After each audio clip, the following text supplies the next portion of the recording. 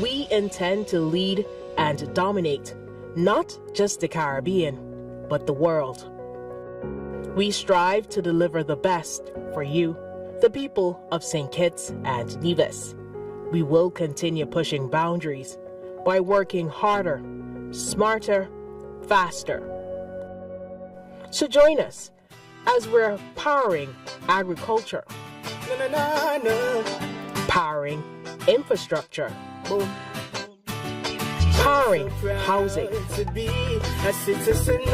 powering tourism, my blessed nation. Powering social development. Powering education. Powering sports. Powering creative economy. Powering small businesses. Powering healthcare. Powering law and order. Powering energy. Powering ICT. Powering environmental sustainability. Powering progress. 2024 was great. Let's make 2025 even greater.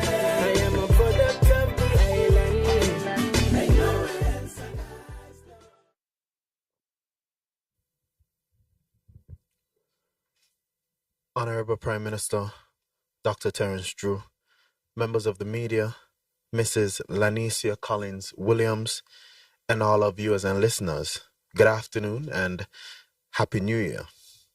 Welcome to the first edition of the Roundtable for the year. I am Javan Liebert, Press Secretary in the Prime Minister's office. As we step into this new year with renewed energy and purpose, the Roundtable continues to play a vital role in the government's commitment to keeping the public informed and engaged on matters of national significance. This platform provides an invaluable opportunity for members of the media to engage directly with the Prime Minister on key government issues and concerns. It ensures that accurate and timely updates are provided and delivered to the public, strengthening transparency and fostering trust. Specifically, we are joined here today by representatives from SKNIS, Shirima Matthew, ZIZ, Devon Cornelius, Sugar City FM, Ralston Ranking, and SKN Newsline, Mr. Glenn Batt. Let us begin this year's dialogue with the same spirit of respect, collaboration, and open communication that drives our shared progress. I ask that you please ensure that your phones are on silent as a show of respect and not to interrupt the discussions that will ensue. At this point, I will turn the mic over to the Honorable Prime Minister to give his opening remarks, following which we will open the floor for questions from the media and comments or discussion. Thanks for being here and thanks for tuning in. Prime Minister? Thank you very much. Mr. Javan Liebert, Press Secretary, let me also take this opportunity to wish all of our residents, all of our citizens who are listening or viewing, a very happy new year. Let me also wish the members of the media here with us today, and those who are not with us, but are members of the media, I want to wish all of you a blessed new year as well. The media is critically important in a democracy.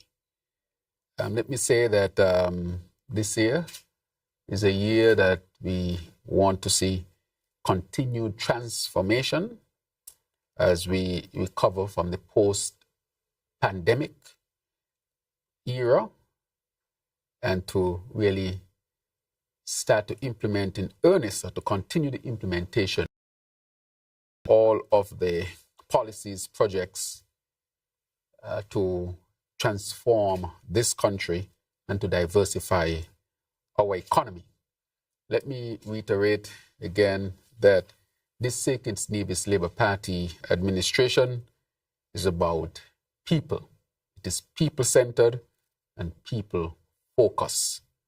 I must reiterate that, a number of things had to be done and are being done to really make sure that St. Kitts and Nevis is put on a solid ground with the diversification of the economy so that we no longer depend on one sector.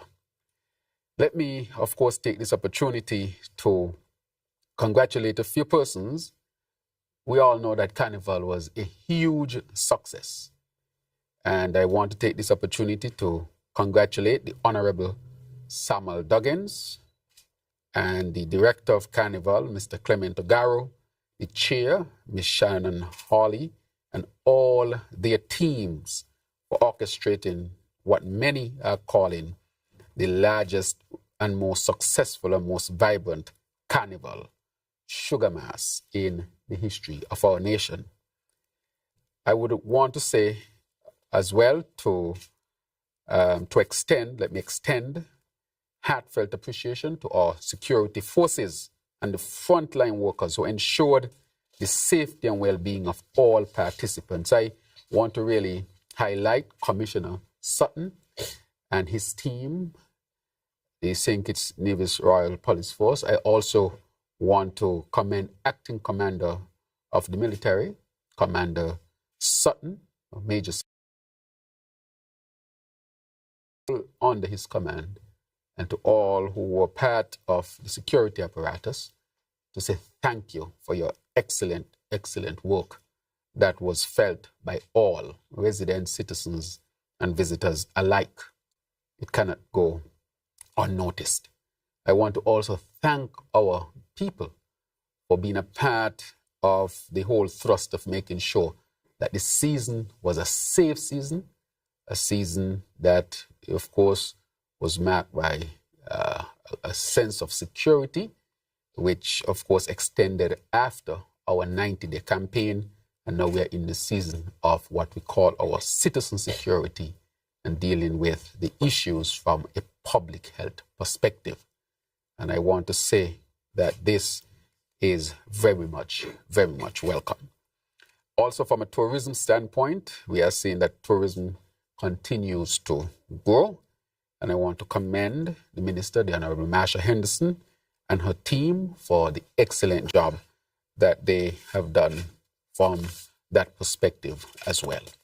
As I go on and I continue to thank people, there are so many people to thank, but today I think we want to get into some serious discussion on a number of critical matters of national importance. But let me first highlight a number of things that we would have accomplished. And before I started to speak, of course, there was a video that was played that showed the year in review.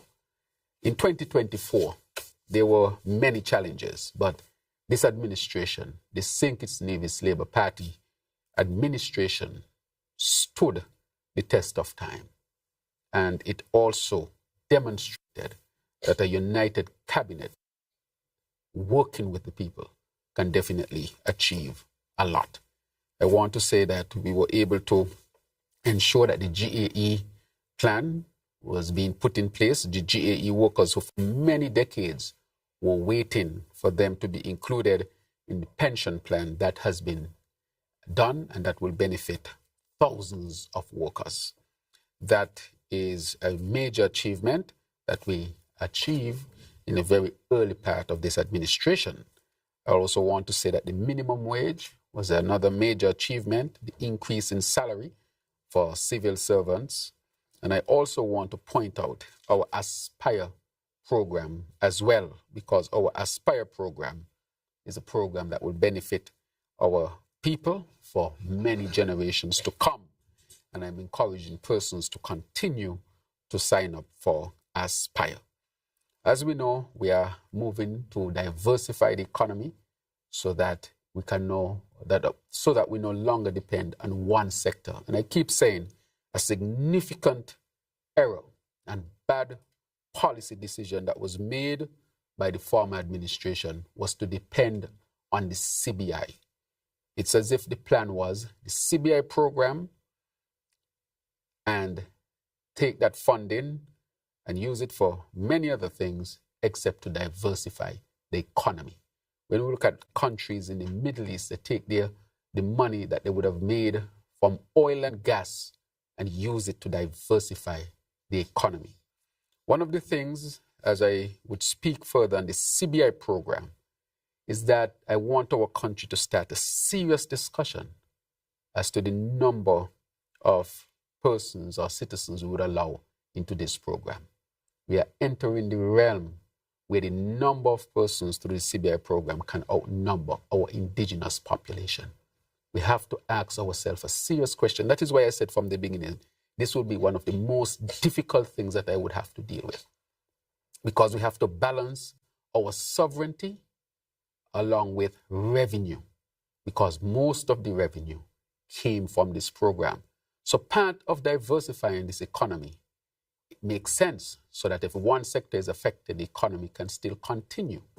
That is the obvious reason. But the second reason is when we look at the CBI program and the numbers that come into the CBI program, the country needs to have a serious discussion as to the numbers coming in. I have been, I think, the Prime Minister that has shared the information and the data. And week after week, you all used to ask me, and I said that I would provide the numbers once the numbers are available. I've shared those numbers in Parliament. In the previous administration, when the question was asked, it was said that that was an industry secret. How can a Prime Minister tell the country that the number of persons admitted as citizens in the country is an industry secret? But the question must be asked, how do we balance the revenue with how many citizens we will allow in, and how would that affect us from different perspectives? But I want our people to know, because the question is going to be asked a decade from now, 2 decades from now. And that is why I brought the information forward. And so we have to diversify, and diversify quickly. But the diversification of an economy comes, of course, with some turbulence. But the vision is clear, the plans are clear, and they're already working. It is critically important that we diversify. One, no economy that is resilient stands on one foot. And secondly, our sovereignty is called into question based on the numbers of citizens we allow in through this program. And so those are important questions for us to discuss this year as a country and as a people. As a country and as a people, that we must not allow anything to remotely threaten our sovereignty. And so I wanted to bring that different perspective, which is a perspective I always wanted to discuss, but once all of the information would have been had. I want to say, and other matters that we were able to achieve, some water resolution, especially in the Keon area. We're able to start our housing, finalize our efforts with the Bastia High School, start the implementation of the 90-day campaign against crime and violence and citizen security, which is just not about crime and violence. Again, we saw a significant decrease in the number of crimes committed and of course, the homicides as well. We started the implementation of advanced technology and innovation. We gave relief to our people through multiple programs.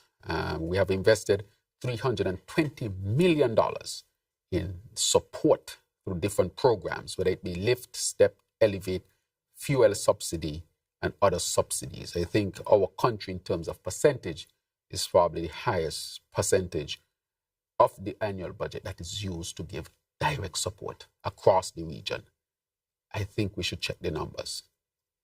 We have also started the healthcare modernization, agriculture investments. And so I would say from all perspectives, this administration is working tirelessly hard to make sure that St. Kitts and Nevis diversify and strengthen itself and to become more resilient in this age of climate change and economic challenges across the region. Let me say lastly that I cannot end my opening remarks without speaking about inflation. Inflation is a serious international matter that is affecting all countries across the world. No country is excluded. We have sought to bring policies forward to help to ease the difficulties or the challenges, such as increase in salaries, increase in the minimum wage, increase in the minimum pension amount, by supporting all of these social programs, plus the subsidies to electricity, to water, and to other social programs.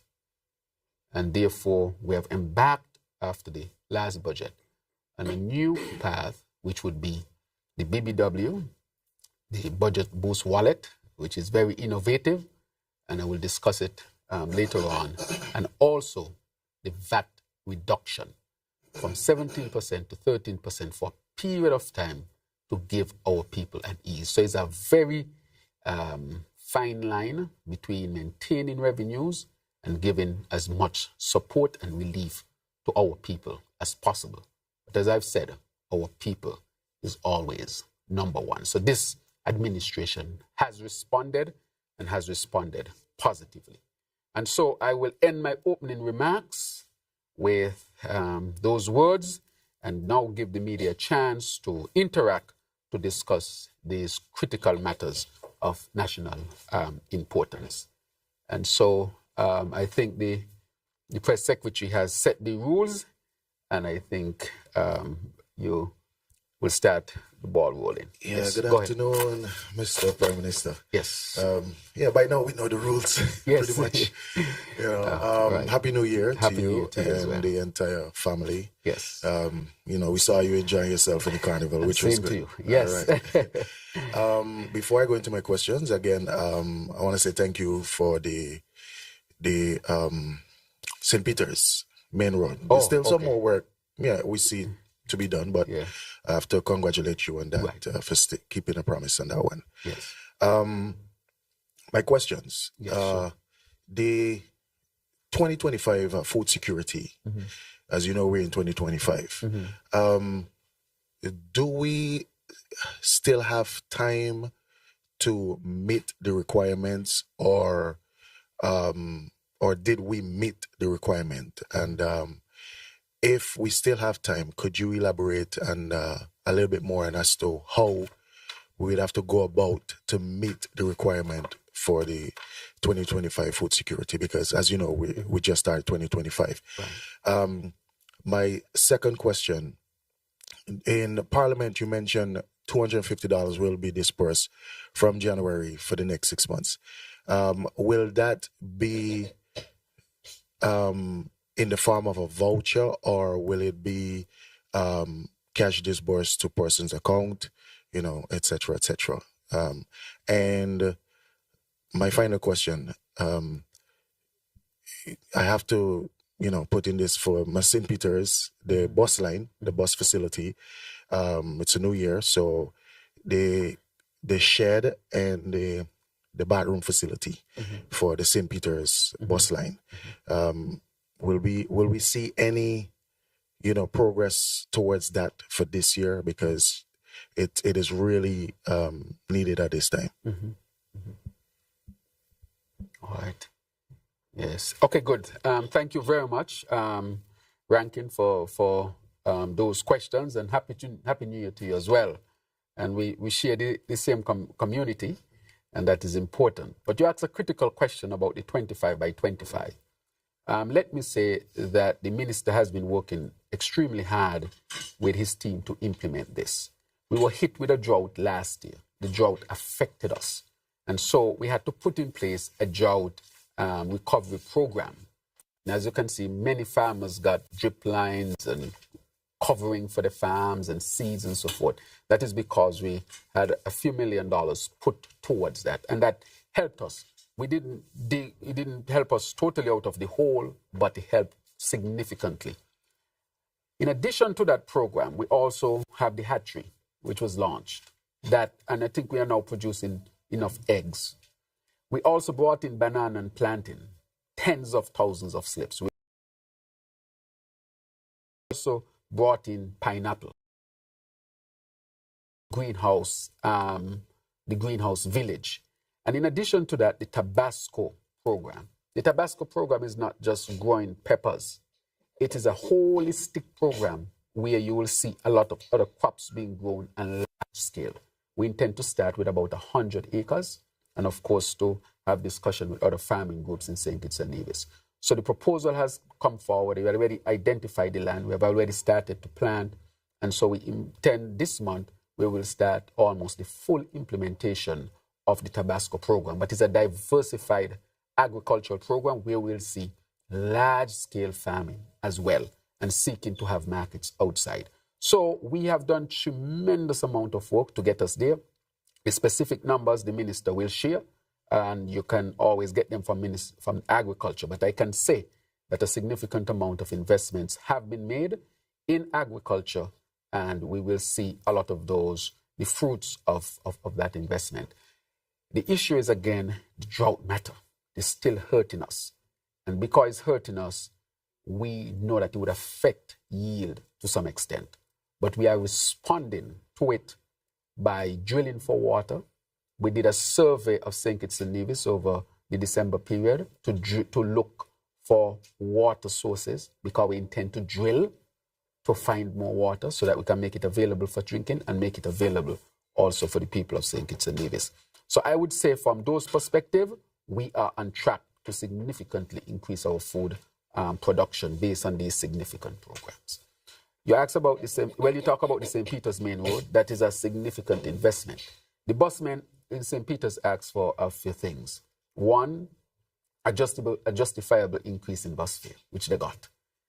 It had not been done for a long time. But I think the population came to recognize that they deserve an increase that I said around this roundtable, that it will be done through a process of proper evaluation, getting the data, so that when you come to the people and say that there would have to be an increase, it can be well justified, well researched, and not a knee-jerk reaction.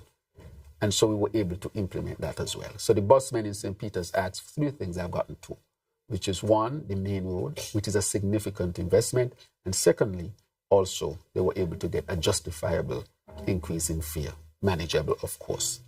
The third one was the bus station. Again, St. Peter's was left out. Bus stations were built for the east and the west. St. Peter's was totally left out. The road was paved for the east and the west. St. Peter's was totally left out. So the busmen in St. Peter's were abandoned by the former administration. They abandoned the busmen of St. Peter's. No road, so the vehicles used to suffer more damage in terms of their tires, their shocks, and so forth, which increased their operational cost. And secondly, when it was being contemplated to build bus stations, St. Peter's was never really considered. And that to me is a travesty, because I said before that the largest area outside of Bastia is St. Peter's. It is the largest growing area, one of the largest growing area as well. When you look at the census of 2022, it speaks to that. And to not do the road and to not budget for a bus stand, a bus shed, as you call it, or a bus stop, or a bus terminal, to me was an abandonment of the last administration of the people of St. Peter's and the busmen of St. Peter's. We have approached the private person to purchase land on the College Street area. That evaluation has been done. However, what I'm being told, what is being asked for, is so much greater than the price of the land in that area, that I'm being told by the legal persons that if you were to engage in such, you can artificially increase the land price in that area and have other effects. So I want to be transparent with that. We approach a private person to purchase the land, and we are willing to pay even a reasonable amount above the market price. But the price that was being presented was way above market, multiple times. Not just an increase, but multiple times the market price for the size of land and the location of the land. And so we'll continue to speak to the private person. Had we gotten that land, the bus stop, or the bus shed as you call it, or the bus station would have already been built. So what we are seeking at this time is appropriate land to build the bus station. And the government has no land in that area, and so we engage the private person, but the price that they're asking for is way above the market price multiple times, and therefore that has been the impediment. So you don't want to enter into that, as I've been advised, which can have what you call collateral effects and impacts, but we'll continue to strive to get the land. So we are looking. So as soon as we are able to make a deal on the land, we will build the bus station. And so we would have completed the three things for the people and busmen of St. Peter's. The road, reasonable, justifiable increase in fare so they can carry out the business. And third now is to get the bus station. So I said to them, the only impediment right now is to find the land to build that bus station. But again, and I say again, when that was being done under the last administration, no serious consideration was given to the people of St. Peter's or the busmen of St. Peter's. And that is why I said we have been abandoned by the last administration. All right, then thank you, Rankin. Right, in terms of the BB, I would have given a comprehensive. So this is what you call the launch of the Budget Boost wallet, and I can give you some specific information on it. I wanted to put it in my wrap-up so that, in a sense, it can register more. But nonetheless, the Budget Boost wallet is a strategic response to deal with the rising cost of living over which we have no control. If you have family members in any other country and you call them and ask them about prices, they will tell you that their prices went up or the prices are going up. No country has escaped it, and we have not escaped it. This is not a government-dependent type of issue. The whole world has suffered as a result. However, we have responded, and this will be a strategic offering easy $1,500 to each qualified person over the next 6 months. And these are to individuals earning less than $5,000 per month. We extended the relief a bit more into the middle class because the middle class also saw some challenges as well. Normally, when you do these things, you go to maybe those on the lower end, but we recognize that the middle class has had its fair share of struggle. I'm talking about teachers, policemen, some nurses and so forth. This middle class also needed some support, and that is why we extended it to them. Now, this will be used to purchase essential groceries and household goods from selected local businesses. Businesses will register accordingly. You can also use it to pay utilities, such as Skellig. Right, so I'm going to tell you what it is. So you're going to be able to pay electricity, Skellig, Nevlec, water services on both islands, and you're going to be able to make mortgage payments to NHC if you wish. What I would like to say, let's say you have 3 people living in the house. Each will get it. It's not per household, it's per person. So if you have 3 persons in a house, that will be, over that time, $4,500, because each will get that. And monthly, it will be about $750. And as a family, they can decide, look, let's put this money to our electricity, water, and so forth, and then whatever salary we get in, our wages we get in, we can use that to buy food, for example. So it will give the household an ease. So it's not per family, but per person who qualifies. And so they can use it for that. Now, it will be given, we'll use the technology, because we have used it. The technology on your phone, for example. Those who don't have phone, which is a minimal amount, they'll find a solution to give them, but you can get it on your phone. So you'll get it on your phone in a wallet. You know what a wallet is. People have different types of wallets. It's almost like an account when you do more banking. You have an account with money in there. So let's say you go to Skellig. You can take your more banking, but it's called the wallet, and you can give Skellig that money. So let's say your bill for Skellig is $120. You can go to Skellig, you have $250 that month, and you can transfer that money directly to Skellig. No paper needed. It's technology we're going to use. So all of it, so you're going to get the wallet on your phone. So let's say you qualify Rankin, you will get the wallet, and that will be Rankin's wallet. And so you can go to water department, electricity, the supermarkets who are participating, and use it as a transfer of cash to do what you want to do. You just said something there, which is an example you just gave. Which, yes.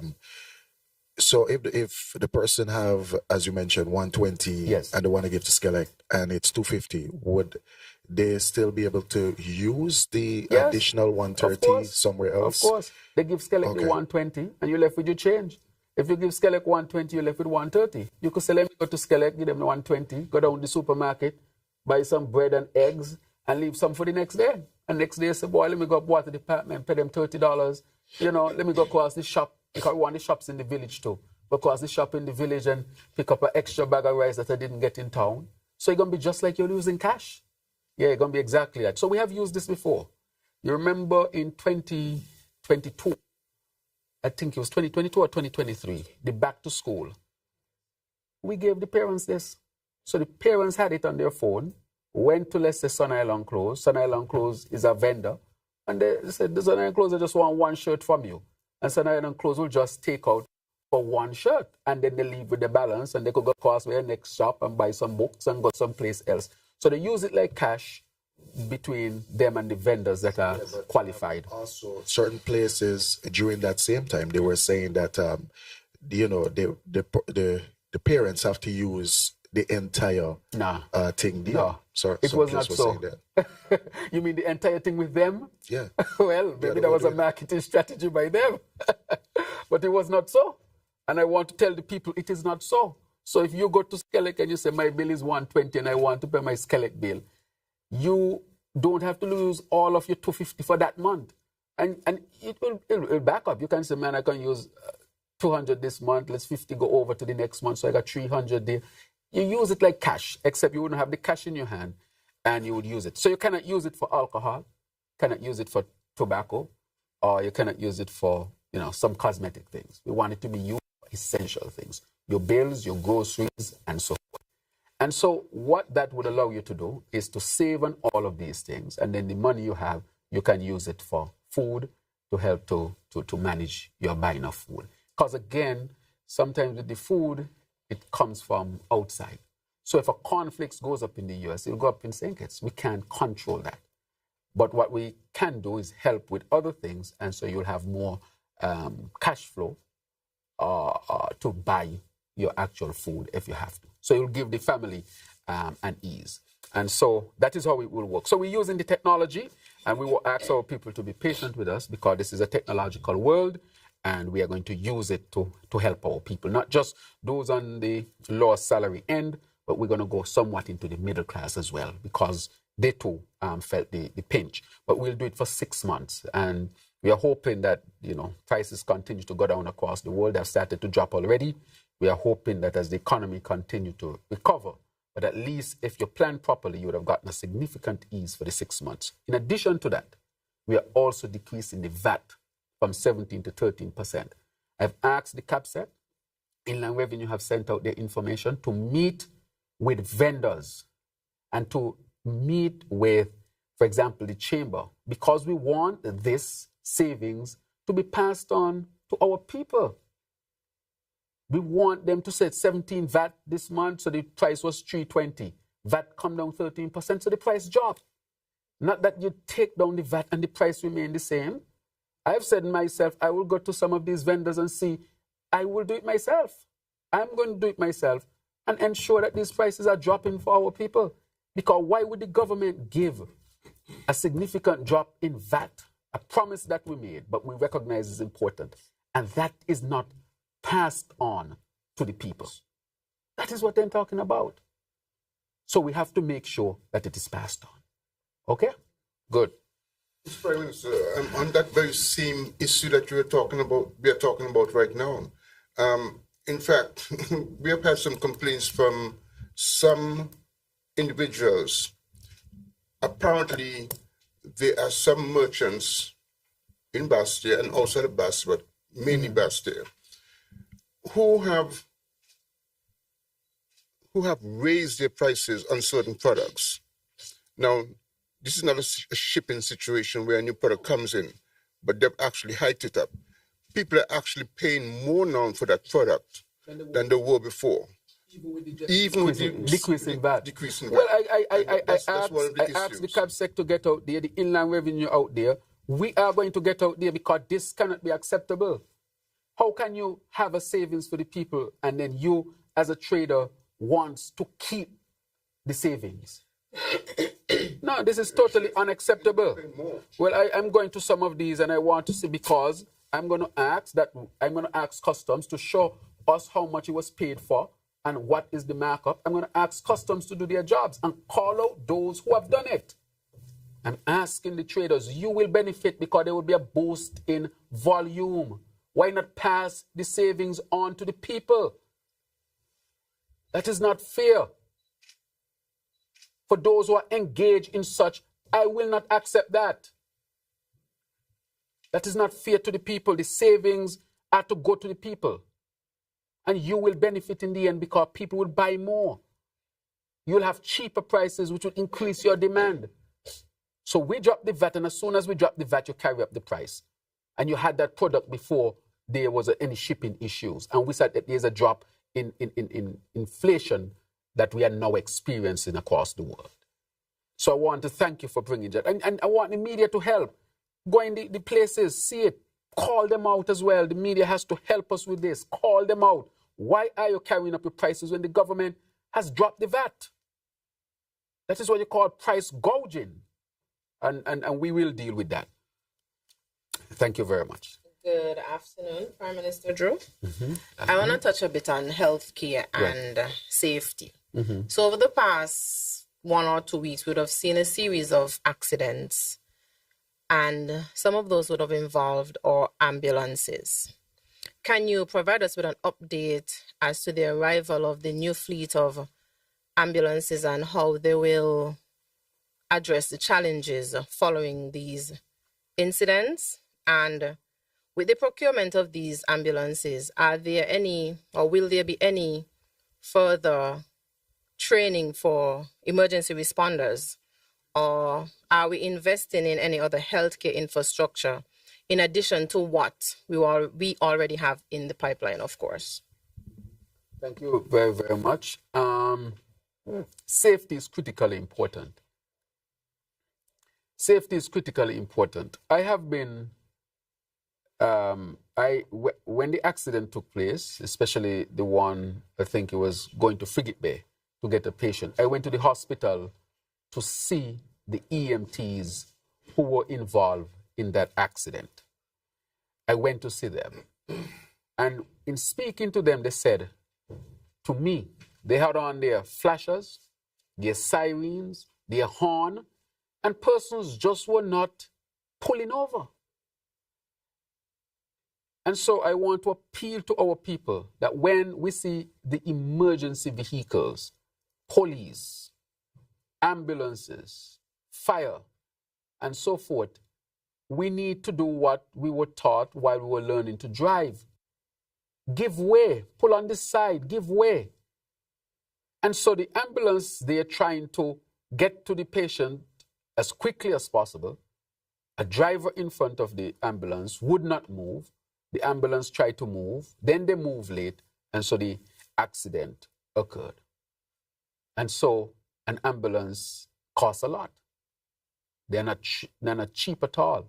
And so I want to encourage our people to respect the traffic rules. We have seen a lot of accidents, and I want to really extend my deepest condolences to those families that are, aching at this time because of the loss of life, the communities. What we have seen is disregard for the traffic rules and regulations, people driving too fast, not respecting the traffic regulations. And so I would like to ask our people to respect the traffic rules and regulations. You might be saving your own life. And so I want to ask our people to take these things seriously. I want to thank the AG. The AG has put together a committee/task force to come up with, I would say, other measures to make sure that our people are protected on the road. But it comes down to behavior. I want to ask our people to respect the traffic rules because the very life you save might be yours. But that is what we have gleaned. So we have a fleet of ambulances that are due to arrive in February. Next month is 5 brand new ambulances. I want to remind our country, and some people ask me why I do it sometimes, because if we don't remind our people, people forget. I remember when the question of ambulances was asked, that question was asked. The then Minister of Health, Wendy Phipps, said in Parliament, ambulance expensive. As if to say, we can't have a fleet of ambulances at this time because they're expensive. Our attitude is different. An ambulance is critically important. And so we have invested in a new fleet, a fleet of Toyota brand, because we think that Here in St. Kitts and Nevis, Toyota is well known to mechanics, well known to drivers. Parts are easy to get.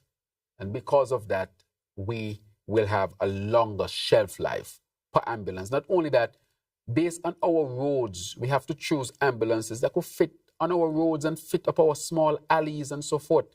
Sometimes the ambulance go to pick up somebody. If you have these large ambulances that are built for highways in the United States and so forth, the ambulance can't go up to the alley to pick up that person who needs to come down. So you have to park outside and carry up a trolley and try to bring them down, or a wheelchair, which is not the most ideal situation. And so therefore, we are buying ambulances that are fit for purpose here in St. Kitts and Nevis. So they will be here very, very soon, next month.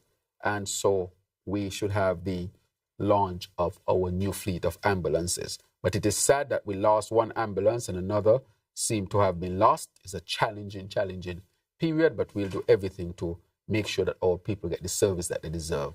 So in the next few weeks, we will have enough ambulances here in more than enough here in St. Kitts and Nevis. Good afternoon, Mr. Prime Minister. Devon Cornelius, ZIZ Broadcasting Corporation.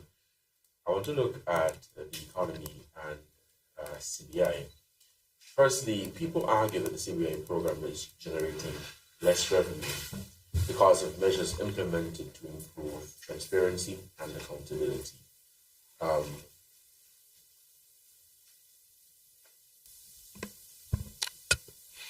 Good afternoon again. Devon Cornelius, ZIZ Broadcasting Corporation, looking at the economy and the CBI. So people argue that the CBI program is generating less revenue because of measures implemented to improve transparency and accountability. What is your response to that criticism?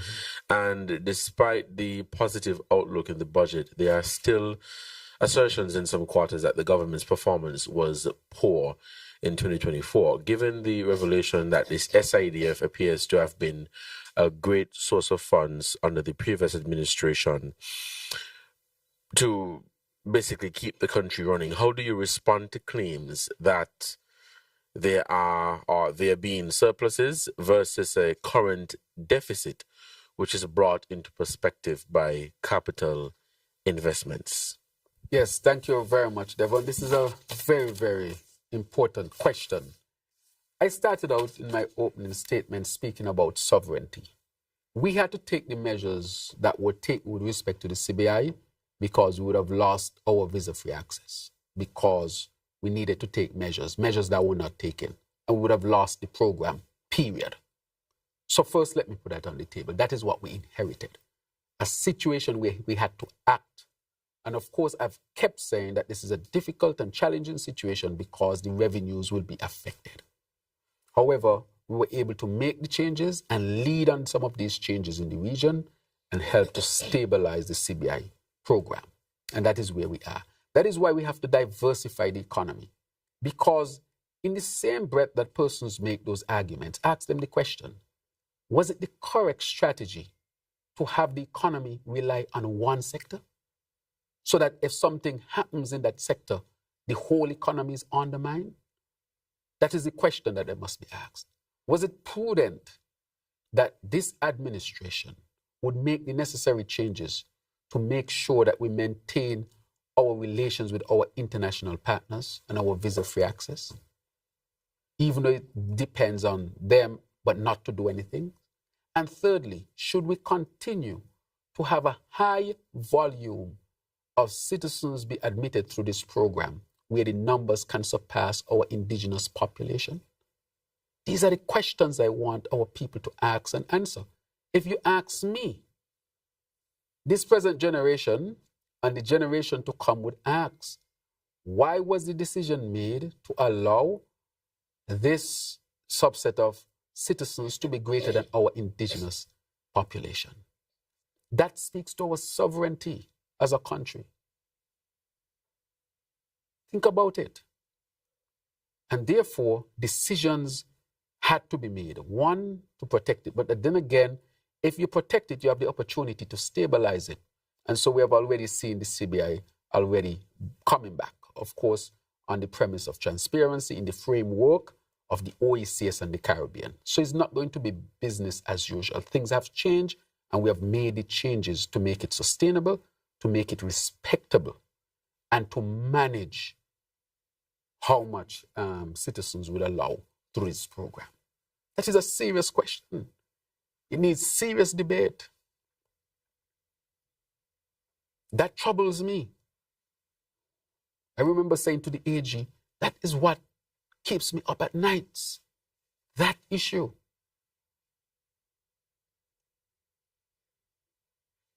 And so I think that was a travesty committed by the last administration. And it was unnecessary to do.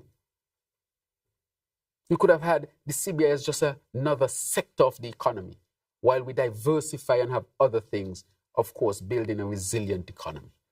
Managing the numbers, not to bring us to a crisis point. Is almost as if everything that we inherited came to a crisis point. Everything that's important for our country. The CBI came to a crisis point. Water came to a crisis point. Energy and electricity came to a crisis point. These are the very basic things that you would need. Economy and national security came to a crisis point as well, with how they corruptly run the program before. And so, Cornelius, you have asked that question. So I said to those persons, is it prudent that we do that? And we could not have even maintained it. If we had not made any changes, we would have lost the program, period.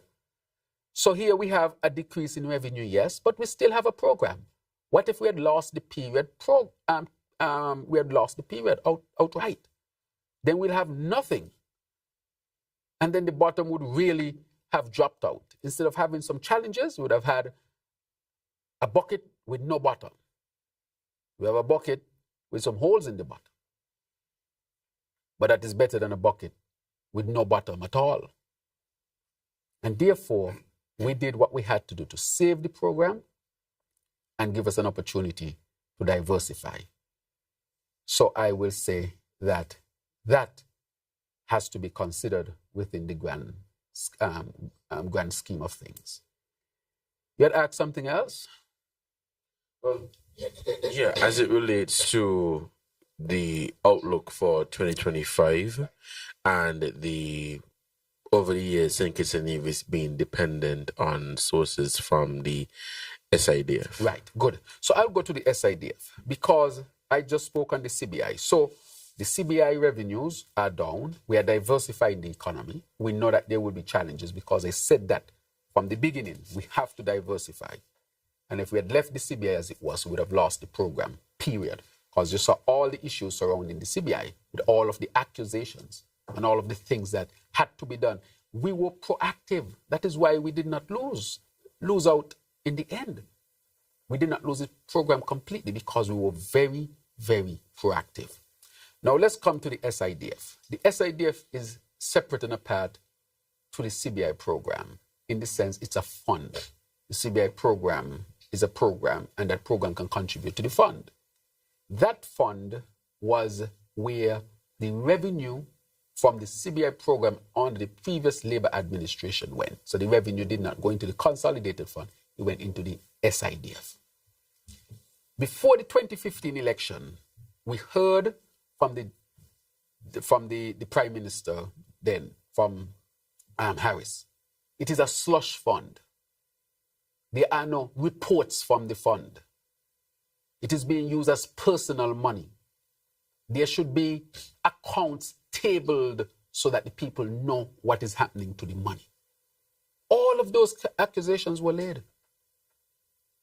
When I got into office, I asked that there be an audit done on the SIDF. And I did not speak about it at all because I was not going to speak out of turn. I wanted the information. So we did an audit of it, only to find out that the SIDF is not disbanded. The SIDF is still there, and it was there under the 7 years of Timothy Harris. He met an SIDF in 2015 with $313 million. And nobody from the press used to ask him about it because I suspect that the people, that the reporters, the press thought that SIDF no longer existed.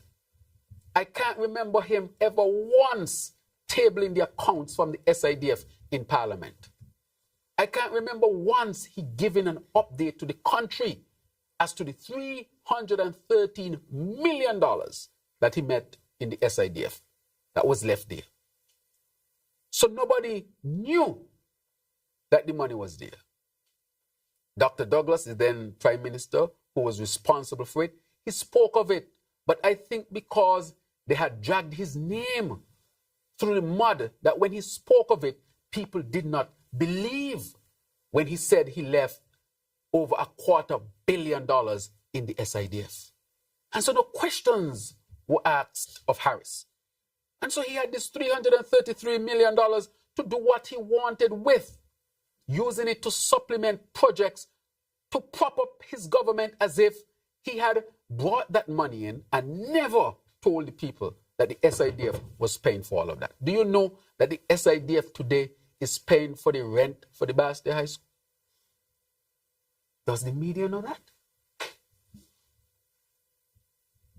Do you know that Harris met $313 million, and when I took over in 2022, there was only $10 million? $303 million spent from the SIDF and the people not told? So you have a table here. These are facts. $313 million in 2015. 2016, $301 million. 2017, $285 million. 2018, $112 million. 2019, $92 million. 2020, $76 million. 2021, $54 million. And 2022, $10 million.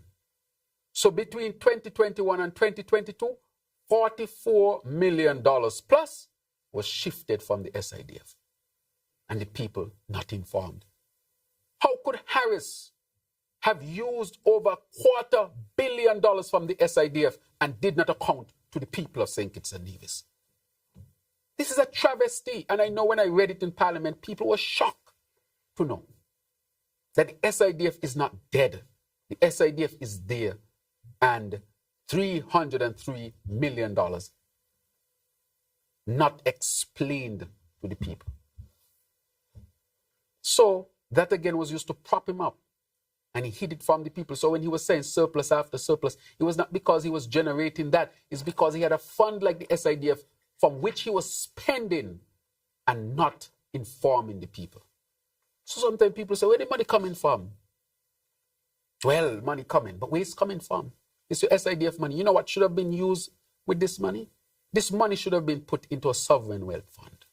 Because he spoke of a sovereign wealth fund. Do you know that we asked the IMF to help us to establish a sovereign wealth fund? So we have the framework, presently, that we intend to implement. Had this gone into a sovereign wealth fund, this money could have been invested, and the interest on this money could have been used to do a lot of things, and you still have this money. So the money was walk off. He accused Dr. Douglas of all sorts of things with the SIDF, and Dr. Douglas left $313 million for him. That is why they couldn't bring any charges. And in 2022, when I got there, $313 million went down to just mere $10 million. Talking about political hypocrisy. Talking about non-transparent practice, which leads to questions of corruption, because a big song and dance around the SIDF is that the people must be informed. I remember then Eugene Hamilton make a big song and dance about the SIDF when he ran against me in 2015, saying that the Labour administration was using it as a slush fund, and Eugene Hamilton was there for all this time. And never informed the people of this money and what it was being used for. $303 million used out of the SIDF, and the people did not know. Maybe I have it wrong, maybe the media had the information. But I was looking for the information and I never saw once the tabling of the accounts of the SIDF. And I intend to table this account, this audit, in Parliament and discuss it in Parliament because this is a travesty. This is where money was coming from and people did not know. Being used for all sorts of things and not accounting to the country. Because the SIDF is held in trust by the National Bank. It is not part of the central government. That is why they were able to use it and not bring it to the country. But the very thing that they accuse Dr. Douglas of and the then Labour administration is exactly what they did. He met 313 million. I met 10 million. 303 million. Ask Harris what he did with it. Never accounted to the people. So I just wanted to say that when he was talking about this and that, he had that. I don't have the privilege of having that somewhere. I have to find new money. Again, this money should have been placed in a sovereign wealth fund and let the interest be used to propel our growth and transformation. And this money could have been there even today as a buffer for St. Kitts and Nevis. And then he says he's a good accountant. He thought he would have been in power and nobody would have found out this. That is what he thought. He thought he would have won the 2022 election and he would have been able to hide this even more. And not one person in his administration alerted the people to this. But apart from that, he also hid it from them. I can tell you that as well. There were people in his administration did not even know that this was being used. So, Devon, you are right. This was being used to prop. He did not know, and so he acted as if he had all the money in the world. Yeah. Shift a bit to the young people. Yes. The recently passed 2025 budget. What's in it for the young people? In other words, how does it address the concerns and aspirations of the young people in areas such as education, employment, and entrepreneurship? Good. Thank you very much for that. In the area of education, you'd recognize that the Minister of Education would have presented, but we have increased the budget for education, or increased the budget allocation amount for education, because we believe that education should be as accessible as possible from the preschool level all the way up to the college or tertiary level. And so we have invested heavily in that. Secondary education is free, college education is free, preschool is free for some and heavily subsidized for others. St. Kitts can boast that education is accessible for our young people. In addition to that, the budget also seeks to support a number of education initiatives to help people to get the tertiary level education so that you can get that support in terms of economic costs expanded, in terms of support if you go to some university. And what we have done indirectly as well is to make sure that the Development Bank would respond positively for education for our people. When it comes to the entrepreneurship, we are launching a few new initiatives. For example, we are launching the initiative, the Small Business Facility, which comes from the central government to the Development Bank. And a lot of people have benefited from this. We are expanding small business so that more of our people can have access. And with education and entrepreneurship, because both go together, what are we doing? We are, of course, for example, the Aspire program. This program is to educate our people about finances. How do you manage money? How do you start a small business? How do you budget?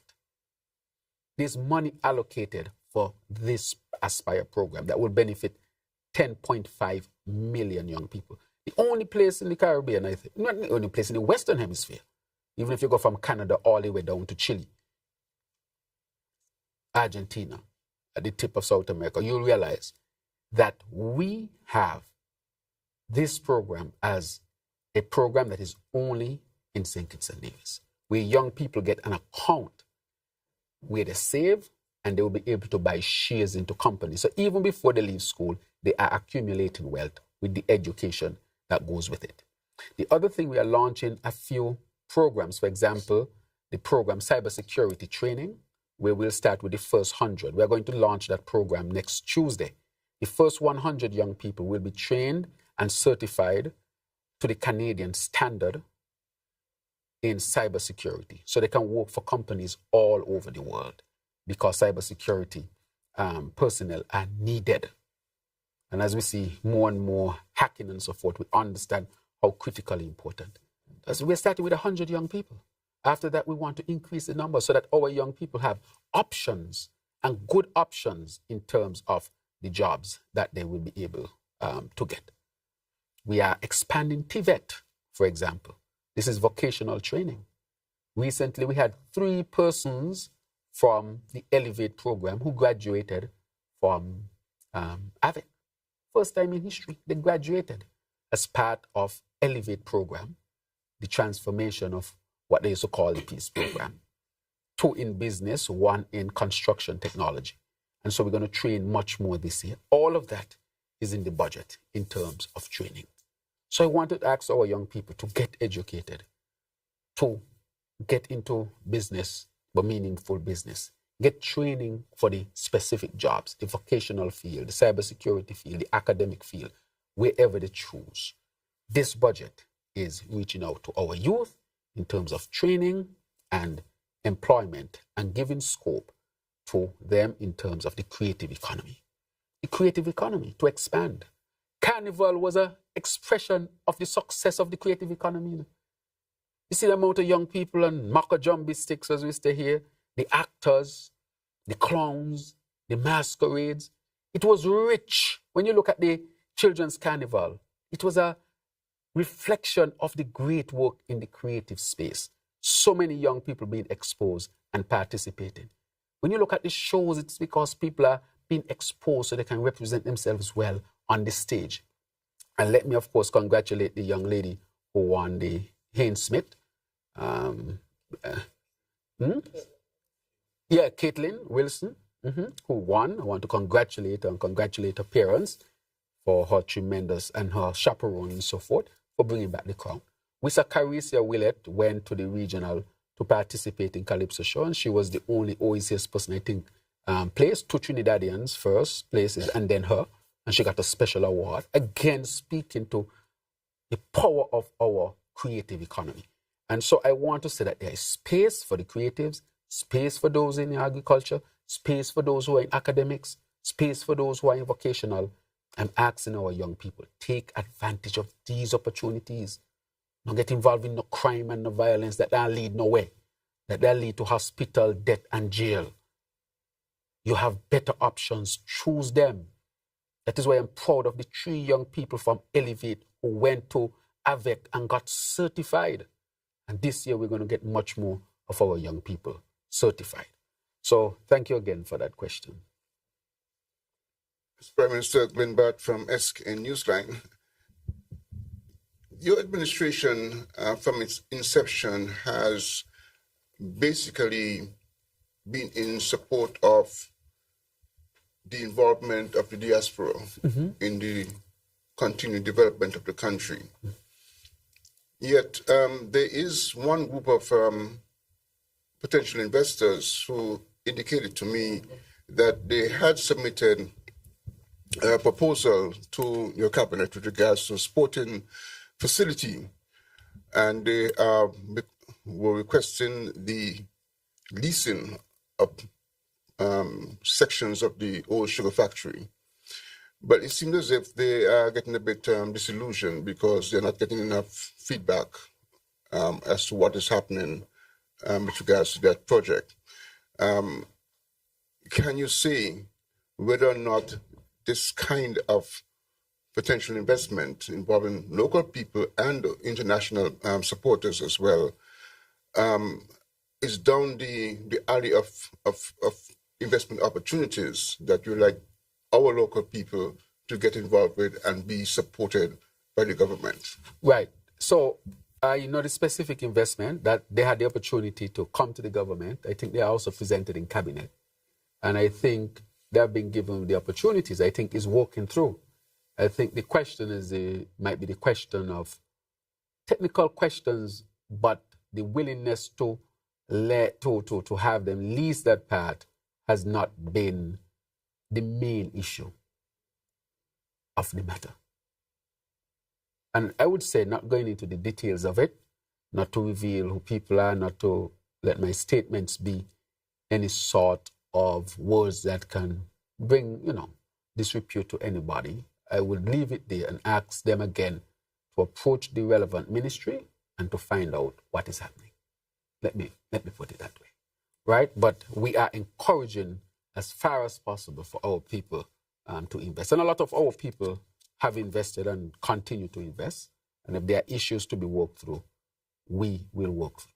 Because that specific group, they had a chance to come to cabinet. So that is how seriously we took it. Okay. In relation to foreign direct investment, and again, I'm sorry that I'm going to happen on two particular projects. Yes. But these were destined to be, or were to be, signature developments in this country. Christopher Harbour, Petition Hill. I think the last conversation we had, you indicated that there was some movement taking place in both of these areas. Are you now at a state to say whether there are any specific positive developments that will come to the country in these two areas? And the other part of that question is in relation to the industrial estates. The landscape of what we had before, that has changed. And I don't think we're going to get those kinds of jobs back. And I don't think we should be chasing those. So what is our plan with regards to a sort of modern industrial base for St. Kitts and Nevis? Right. Excellent questions. With respect to the Christopher Harbour, we are in a MOU with a very reputable company in terms of that company. The CEO for that company was here over the Christmas period to do due diligence, to see it and so forth. They're very impressed. The negotiations are very, very advanced. And just like when I was talking about the hotel, and I said a hotel was coming, but I said I cannot speak until the ink dries.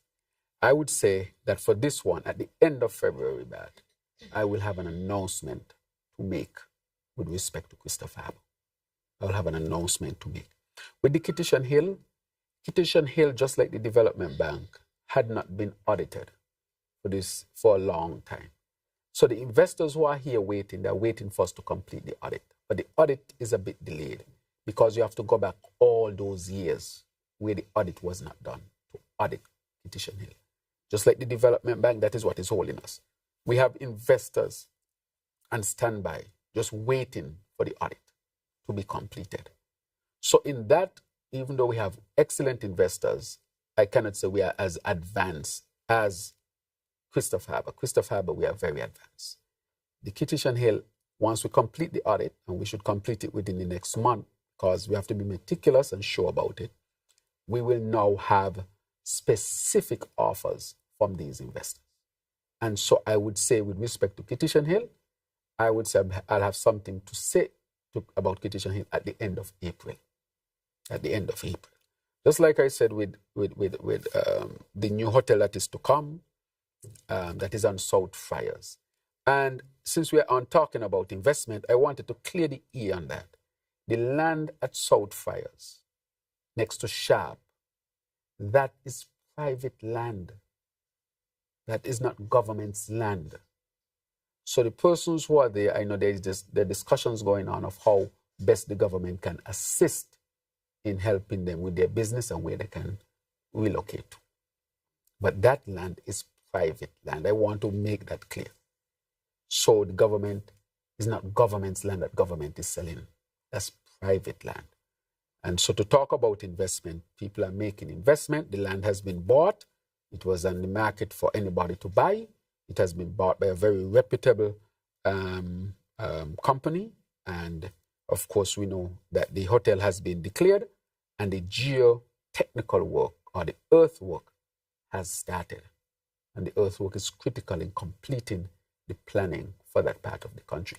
It is expected to create a significant number of jobs.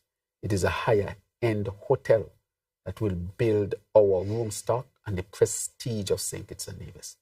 But to say when developments come, there would always be those who might question. But we don't just brush people off. We like to provide the information.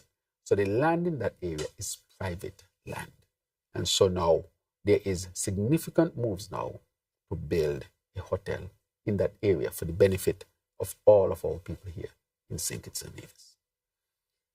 Following through on the comments made with regards to CBI, in relation to the fact that last year significant changes were made that affected the income flows. And now we are talking about limiting perhaps the number of economic citizens of the country. However, in doing that, can we then say that we need to transition now, not so much about getting new persons coming into the program, but attempting to see who among those already economic citizens can possibly become investors in our country? Would that be one of the focuses starting from this year going forward? As a matter of fact, that's an excellent question. That has started before. You know, we had the Gateway Summit, the inaugural Gateway Summit last year. That summit targets our citizens by investment and asks them to come into the country and look at investment opportunities. And I can say the date for next year has already been determined. So it will also be next year in May. And so that again, we are targeting our citizens to come to St. Kitts and Nevis to see what we have to offer so they can make other investments in the country. So we are doing that as well, seeking to do that. So we know that we have some citizens by investment who are very wealthy people, who are investors.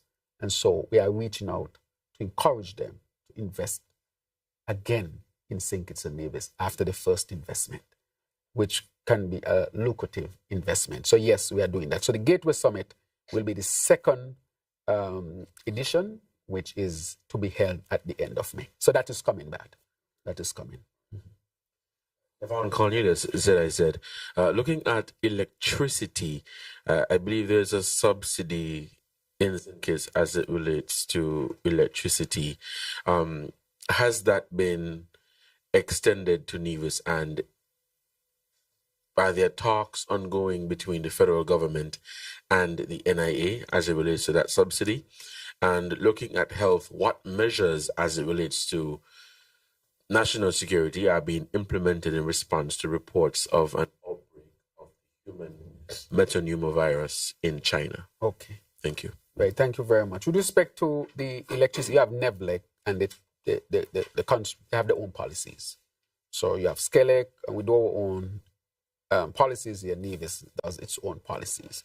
So with respect to that, it is island specific. Now, with the other one that you asked with respect to the health matter, I got an update from the CMO, who got an update from PAHO, that at this particular point, there is no serious threat to St. Kitts and Nevis, based on what she wrote to me about 3 days ago, that what they were seeing in China was not above what was expected and so forth. However, that virus is there. So I know the CMO will give more information on that. But presently, I can say that the CMO, in collaboration with PAHO, has declared for us that there is no serious threat to the region or anything like that. Things can change, but there has not been any report of changes that I am to report to the people. So that is what I would like to report at this particular time. So no need for alarm and stuff like that.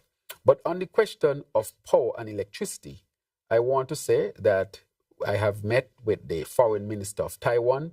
We have agreed to Taiwan leading on a 50 megawatt solar farm here in St. Kitts and Nevis, with the construction to start in 2025. I want to also say, when it comes to geothermal, we have a real offers on the table, and to say to you that we have sourced the funding at least for the drilling of geothermal. We have sourced the funding. So based on where we're at right now, geothermal drilling of those initial wells is on track. And the 50 megawatt solar farm, that is definitely on track as well. Why? Because part of the issue with our economy is the cost of energy. We have to create energy as a new sector and to drive down the cost of energy. If we drive down the cost of energy, to answer bad question when it comes to the issue of industrial site and so forth, we will be able to attract industries. If you don't have energy, bad industries don't come. And especially with the high-end industries now, they are energy intensive. Even in the hotel industry, the ships are asking for onshore power. The country that can provide onshore power soonest will have the advantage in tourism. They'll have the advantage in the manufacturing sector. They'll have the advantage in attracting foreign direct investment. So energy will have direct and indirect benefits for our country. And that is why we are pushing so heavily on the solar plant and the geothermal, because these really, they create a paradigm to help us to shift when it comes to the diversification of our economy. Energy is where we are pushing heavily at this particular time. I want to go back to what you spoke about earlier as it relates to CBI and citizenship here in St. Kitts and Nevis. And you made the point that journalists have been asking for numbers as it relates to the passports and demographics and all of that. I'm happy that you've since shared details on that. Will there be regular updates as to the number of people granted citizenship and their demographics? And then going back to an issue I believe we spoke about some time ago as it relates to the fair share agreement between St. Kitts and Nevis that is being worked out by the World Bank. Do you have an update on that? I spoke to the FS. Change in leadership with respect to the World Bank, but that should be in the final stages of completion. I will have an update on the specific time at my next, or you can reach out to the Ministry of Finance and get that specific time. But that is on track to have an independent body such as the World Bank to give us their position or give us a formula as to how this should be worked out. So it is important that we do that so that when something like that comes to the Federation, we see that it comes from an organization that is reputable with no skin in the game and an organization that will tell us this is how it should be done. That is necessary. But at this particular time, we continue to support Nevis. Monthly, we continue to support various activities in Nevis, such as national security comes under us. For example, anything to do with the airport and ports, we support those as well. Fire, police, military, all those things the federal government take care of, among other things, and also direct support to Nevis as well. But we really need a part, because the reason why the question has arisen, I will tell you, it is because you had what you call non-taxable revenue, which was the CBI program. But the Constitution speaks to how taxable revenue should be divided, that all of it should come into a pool, and then based on a formula, this go to the Nevis Island Administration, and this come to St. Kitts. St. Kitts does not exist in the Constitution. St. Kitts Nevis exists, and Nevis exists. St. Kitts does not exist. That is why St. Kitts can only get its monies from the Federal Consolidated Fund. We cannot set up a separate consolidated fund or a separate fund source for St. Kitts alone, because St. Kitts does not exist. St. Kitts Nevis exists, and Nevis exists. So that is why people might say, why does St. Kitts want to do this? They have to go to a consolidated fund. It can't go any other place, because we don't have a separate St. Kitts Island administration that manages St. Kitts. It's only the federal government manages St. Kitts, but Nevis Island administration manages Nevis. So there are some constitutional matters that really need to be worked out. All right. Back to this is a conversation that should continue. Yes. But going back to the regular updates, for I don't think you touched on that. Regular updates for the CBI figures and demographics. Right. So yes. So the CBI is now a statutory body. As you know, it is no longer a department of the government, and just like any other statutory body, they have to table their records or their information in Parliament, and I think generally they do it once per year, for example, and they would have to comply with that as well. Just like Social Security has to comply, Development Bank should comply, the statutory body should comply. They too will comply under the law. Wait a minute, sir. I want to ask a question on behalf of Chairman Abel of SK and Vibes. Mm-hmm. He wants to find out, basically he indicated that there had been reports out of the Bahamas with regards to deportees and Grenada as well. President-elect Donald Trump is going to be taking office within a few weeks, and he has a particular position with regards to getting rid of certain people out of the United States. So what Germany wants to find out is if the government of St. Kitts and Nevis has been approached by the U.S. Embassy or another U.S. authority in regards to accepting deportees into our country. Right, we have not been approached. I cannot speak to something that I have not been questioned about. So he asked the right question. Have we been approached about anything like that? No. So I would say I don't even think about it. I have not even thought about it because there's nothing to think about, because we have not been approached and we have not entertained that. Mm-hmm. Yeah. There's another question that I wanted to ask. In relation to the long-term outlook of St. Kitts and Nevis,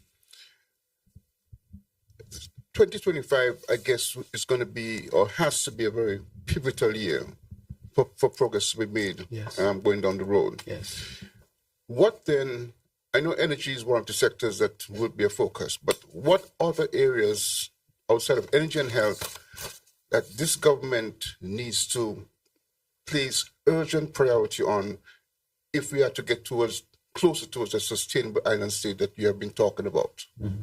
So the sustainable island state model has 7 pillars. And if you look at it, those 7 pillars form our strategic pathway. And you mentioned some of them. For example, energy, water, food security, circular economy, IT, and I think it's tourism and health there. So you have 7 pillars. And those 7 pillars are what inform our strategic plan. And so our economic development plan, which was also tabled in our last discussions and when we had budget discussions, speaks to that as well. So those are what we're doing. And we're already moving. For example, IT, we have contracted the firm that helped Estonia to transform. So they'll be working in St. Kitts this year. We have also met, you saw that I met with Tony Blair. Tony Blair's institute is going to help us with the IT transformation. Because without the IT transformation, nothing takes place. And so that is already on the way. If you look at inland revenue, you see the significant advancement. You can pay all of your taxes, your license, and so forth. That is part of the transformation. So the IT transformation is going to really take off this year. So that must take place. That we probably sometimes don't talk a lot about. Secondly, the energy which we talk about. Water is critically important. So and then when you have energy, water, you have food, because as I said, the agriculture cannot expand without water, reliable sources of water. And then the IT. The circular economy, of course, will come in. And then we look at the other matters such as tourism and health and so forth. So we are investing in all of these areas significantly. Water, our desalination plant is going to be completed around August this year, August to September. That will provide 2 million gallons to the Basque area fundamentally. And so the woes that we see happening, it is because there was no investment on the Harris in water for the 7 years. That is why I keep saying, what surplus are you talking about when the people don't have water? How does that make sense to talk about surplus when the people don't have water? And it was not a surplus because we saw he got the money from the SIDF, by the way, 303 million. And what actually is going to take place is that investment with water reliability that attract investors. When investors want to come to St. Kitts and Nevis, they ask, do you have a reliable water supply? These are questions they ask. If they realize you don't have a reliable water supply, they're not coming. And when you don't have a regular water supply, it affects the economy in many different ways. So water has to be done, and we have invested in water. So I want to say to those who are suffering as a result of the water woes, this was predicted since 2013, 2014, under the Harris administration. Not one well was dug, and not one desal plant was established. We are going to launch the first desal plant at the end of this month. That's the desal plant at Canada with the UAE. The next desal plant will be launched around Independence this year, which is 2 million gallons. And then we have already done the survey, the geological survey, to see where water is on the ground, and we are going to do a robust program of drilling around the country. We are going to resolve the water matter because we are making the investments. The energy matter, we're going to resolve that as well. With the plant that is coming, the solar plant, and of course the investments that we'll be making, geothermal, which will be a little bit further down the road. But for now, the solar plant will be much more advanced. Plus, we're making other investments in energy as well. Yes. Okay. So I would say that we are moving. Now, once you have electricity or energy, you have water, you have technology, that is the basis to now start to transform an economy. Then you can have food. You can attract more industries to the country. You carry down the cost of doing business in St. Kitts and Nevis. So those things help you to transform. Look at it. One of the reasons why you cannot put sanctions on a country like Russia, that would make sense. Because Russia has energy. It has gas and oil. If it has gas and oil, it knows you can put all the sanctions you want. You can't really hurt us. Because we have energy. If we have energy, we have technology, we have food, we have industries, we can manage the cost of living, we have construction, we have everything else that goes with having a secure, reliant, and an abundant energy source. And that is what we are seeking. Once we solve those issues, the rest of the economy is going to take off as well. This year, for example, we're going to have a lot of construction of homes, the Basti High School, the hospital, the new hotel, and so forth. So we're going to see a lot of construction taking place. We're going to invest in the agriculture space. We're going to expand tourism. We're going to have the CBI picking back up. As I said, there will be some turbulence, but our outlook is we are going to make the necessary investments to help to bridge us accordingly. Another question relates to the National Health Insurance. Another question relates to the National Health Insurance scheme that has been worked on for several administrations. What is the situation now with that? I know that I think the University of West Indies had been involved in it at some point, but since then we have heard nothing much about it. Right. So it is completed. The actuarial work is completed and the framework completed. The National Health Insurance, we need two things. We need Social Security reform. And you can't have National Health Insurance as another major social safety net without taking care of the Social Security matter. Because if you're going to go to the people National Health Insurance, the people have to contribute something from their salaries. It's a given. You cannot have a National Health Insurance plan without contributions from the people. But that is why you have to go to the people and have meaningful discussion with the people so that the people can be on board with giving up some of their salaries and wages towards a National Health Insurance plan. Again, Social Security was launched in the late 1970s. I think it was 1978, under the then Labour administration before independence. From then till now, 40-something years on, there has been no changes to Social Security. The actual report then said that Social Security would need reform and upgrades periodically to keep it viable and solvent. Fancy words to mean keep it alive. Because nothing was done, at this point in time, the actuary is saying to us that we must act now. If we don't act now, Social Security can be so severely damaged, it will be challenging to get it back to where it is now. So we have to act now. So we have to go to the people with two things. Social Security, I know, has gone to the people already to talk about the reforms and saying to people, if we need Social Security to survive, these are some of the reforms that the experts are recommending. The ball and the can was being kicked down the road all the time. I don't have the luxury that Harris had to kick the can down the road. Did nothing about Social Security. Now it is upon us to do something. So we have to engage the people in two discussions: Social Security reform and national health insurance instead of one. So it makes the package now a package that has to be brought to the people, but the package will ask for contribution if that is what the people decide they would do. So it cannot be done by just politicians alone. You need the technicians, the experts, and to take that to the people and let the people weigh in and decide. And the people really, really would have to decide if this is the pathway that we would go. So we have everything. I spoke to the actuary recently. Everything now is prepared. Social Security went, national health insurance now has to go to the people, and a package has to go to the people to say this is what we'll require from you as contribution to keep Social Security alive and to bring on national health insurance. Right? And I'm not pretending that that is going to be easy. That is going to be challenging as well. But from the Social Security standpoint, we need to act and act now. Before we wrap up, just a couple of things. Go ahead, Javan. A couple of things I wanted to mention. I guess you'll give me a chance to wrap up. Okay. You can go straight into it. Yeah, okay then. Thank you very much. So let me wrap up now. I want to thank the media for their indulgence and for their questions, as usual, to inform the people.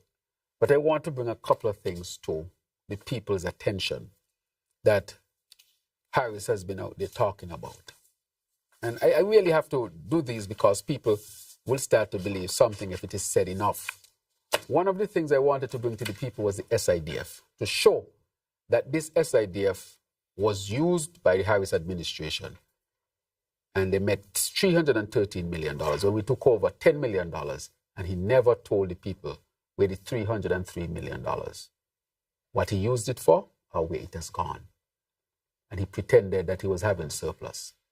He used this money to prop up his budget, but never came to the people and told the people. So I wanted to bring the issue of the SIDF to the people's attention. That's one. Just to show you he's no magic man as he pretended to be. He had money there that was left for him, and he used it and never informed the people. The other thing that I wanted to discuss was the Bratcher's Museum, because he has gone around saying that we spent $14 million on the Bratcher's Museum, which is not so. That is an outright lie. On September 17, 2015, that was the first he was under the then Unity government. Harris, and I'm going to quote, and this is from the Nevis pages, so persons can look for it, nevispages.com, September 17th, 2015. And I would look at it here and read a quote according to the Nevis pages that he said. Hear what he said. Quoting Harris. Sir Robert, our first national hero, a man steeped in history and knowledge of our West Indian heritage, would smile at this signal honor. He said, this museum will constitute yet another site for both locals and visitors alike to visit and learn our history. We in this unity government are committed to ensuring that our children learn of our local history, which will serve to enhance their sense of patriotism, rootedness, and direction. He said that His Excellency, the Governor General, in his capacity as patron of the National Trust, has established a representative committee of persons to spearhead the establishment of the museum. May the soul of His Excellency rest in peace. And he went on, accordingly, a competition for both citizens locally and in diaspora will be launched to seek your input in the designation of this, also of a national hero. That is a different. But on the issue of the Bratcher's Museum, he is the one who said it in 2015, the 17th of September. This is what you call political hypocrisy to the highest degree. Here you have committed the then Governor General, the patron, to help to establish the home of our first national hero as a museum. And now you did nothing. And now that we are doing it, you are criticizing us. How much more politically hypocritical can someone get? This is from him. He sometimes seems to forget that this is the age of technology. And people can bring back what you said. You said this, the Nevis Pages has your words here. You said the home of Robert Lowell and Bratcher should be a museum. And that the patron, who was his then Governor General, is to spearhead the establishment. When I got into office in 2022, the then Governor General, God bless his soul, discussed this with me. Because between 2015 and 2022, nothing had been done. And he said to me, PM Drew, this is something I would like to see get done. And now that we are moving on it, he's criticizing it and lying to the people about $14 million. We did the first stage, which was to stabilize the building. We're now going into the second phase.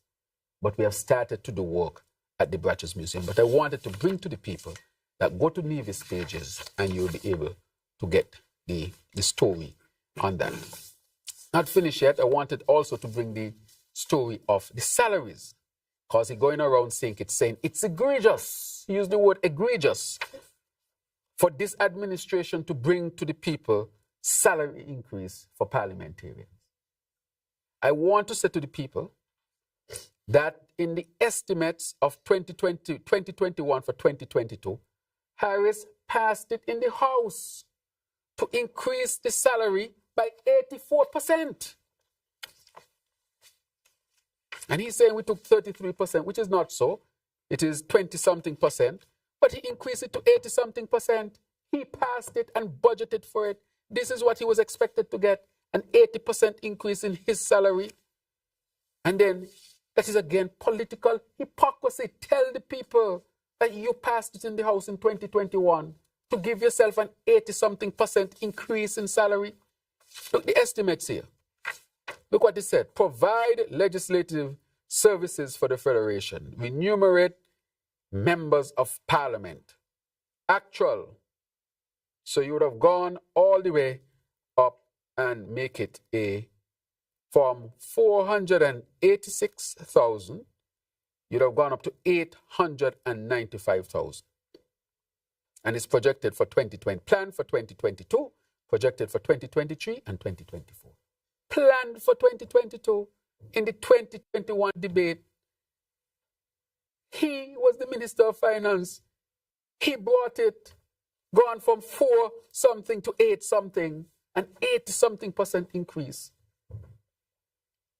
I mean, and he is saying to people that we were the one who did this. And I ask the people again to please look at the estimates. This is what you call political hypocrisy and seeking to fool the people. This is the next one, you know. So I brought today the SIDF, I've brought the Bratcher's Museum, and I've brought the increase in salary. The next one I want to bring is the matter of Development Bank. The CEO sued the Development Bank. I want to make it clear, Mr. Len Harris is the one who sued the government or sued the Development Bank. We did not bring any lawsuit initially against him. He brought it.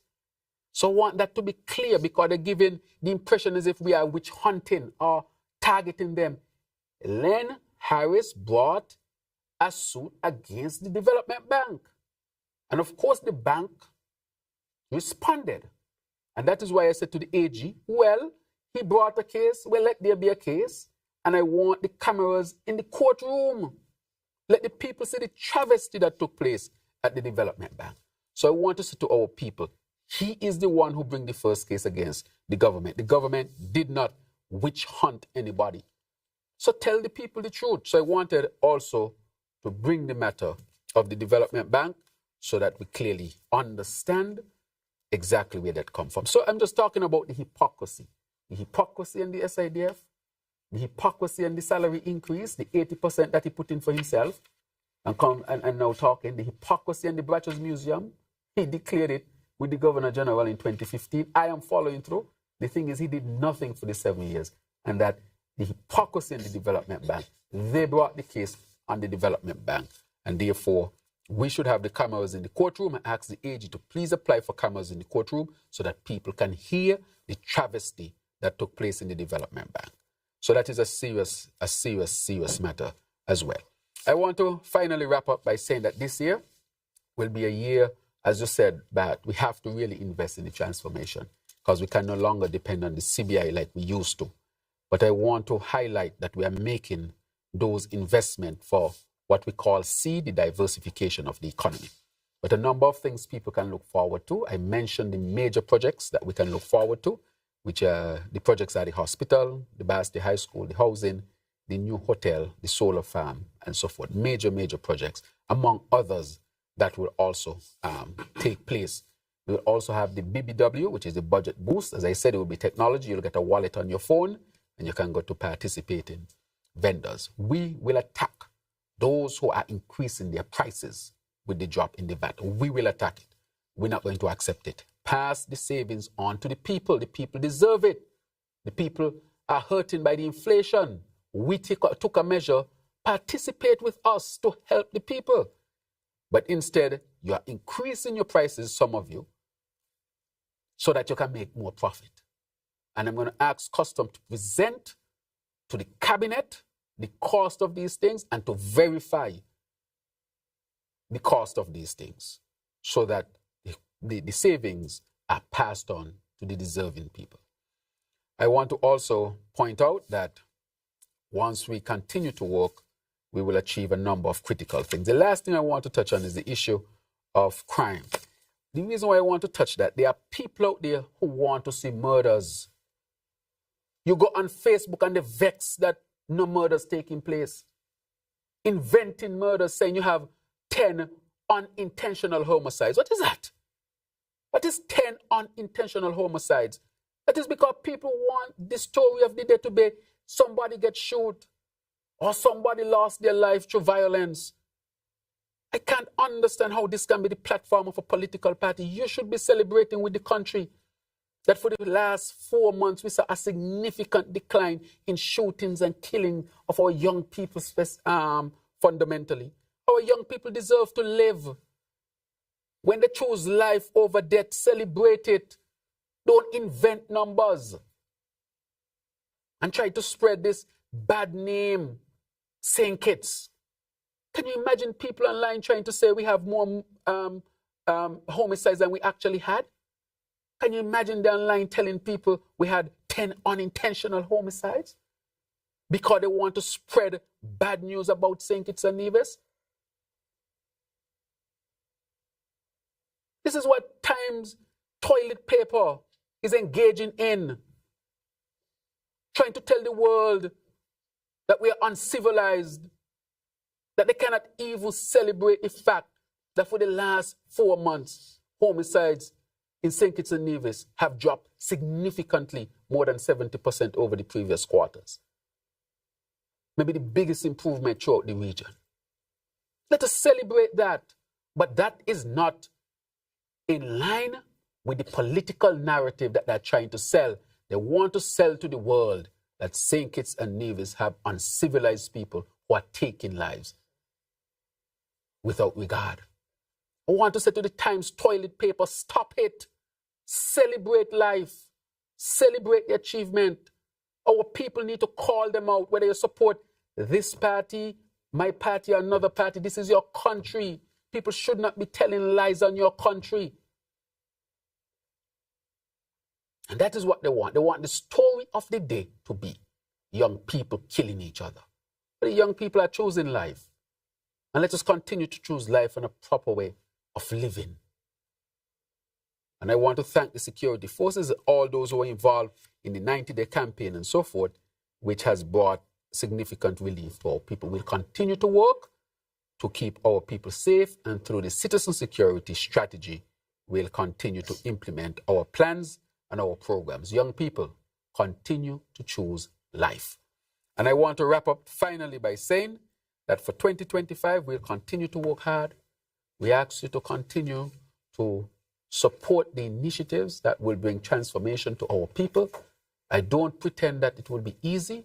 International inflation is affecting all of us, and we'll continue to take the necessary measures to protect you, our beloved people. And to the Cabinet of St. Kitts and Nevis, I want to say to my colleagues, thank you very much for your continued support. Let us continue to work together in unison. Togetherness really will bring excellent results. And to the supporters of the St. Kitts Nevis Labour Party, thank you for your continued support to your party in government. And for those who may not be supporters of the party, your support as citizens and residents to bring about the transformation of St. Kitts and Nevis is critically important. Thank you for your time, and may you have a blessed day. And thanks to the press as well. Thank you. Thank you, Prime Minister, for consistently making time to engage with the media. Your openness ensures that questions and concerns are addressed and that people of St. Kitts and Nevis remain informed, educated, and aware of the development shaping our nation. We also extend our heartfelt gratitude to the media platforms that broadcast the Roundtable, allowing these important discussions to reach audiences at home and in the diaspora, ensuring that no one is left out of the conversation. To our listeners and viewers, thank you for tuning in and being a part of this dialogue. This has been the Roundtable with the Honorable Dr. Terrance Drew, Prime Minister of St. Kitts and Nevis. Thank you, and see you next time.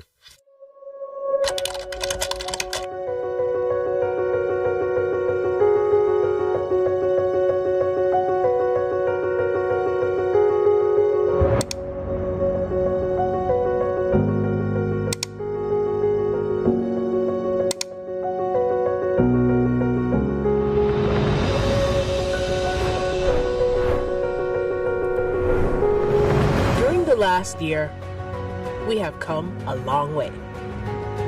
We believe in building a country that is sustainable.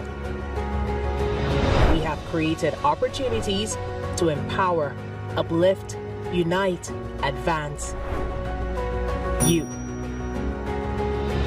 Together, we have worked to cross hurdles and deliver great results. 2024 was our year to invest, plant, plan. 2025 is our year to grow, gain, benefit, reap. Guided by our sustainable island state agenda, we intend to lead and dominate not just the Caribbean, but the world. We strive to deliver the best for you, the people of St. Kitts and Nevis. We will continue pushing boundaries by working harder, smarter, faster. So join us as we're powering agriculture, powering infrastructure, powering housing, powering tourism, powering social development, powering education, powering sports, powering creative economy, powering small businesses, powering healthcare, powering law and order, powering energy, powering ICT, powering environmental sustainability, powering progress, 2024 was great. Let's make 2025 even greater. I am a brother.